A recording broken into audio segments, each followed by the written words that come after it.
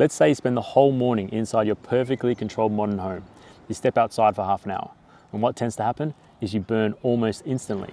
Now there are a couple of reasons for this, but one of the most common and overlooked reasons, it's to do with how your home was designed.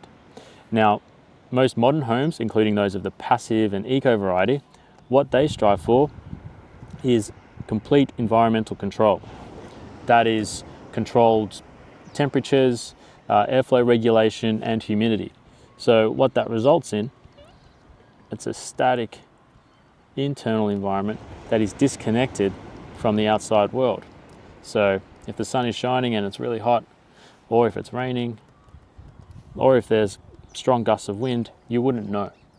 And so that sounds great on paper, but in terms of our human biology, well, we didn't evolve in static environments.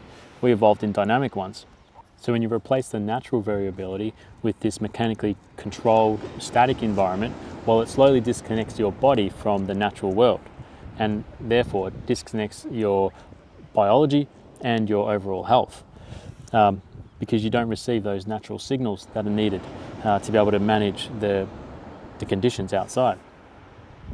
So instead, you want the exact opposite of an enclosed home. You want one that opens up, that invites you outside. And it doesn't have to come at the cost of comfort. So you want the sunlight deep inside your floor plan. You want to be able to get some natural airflow running through your home.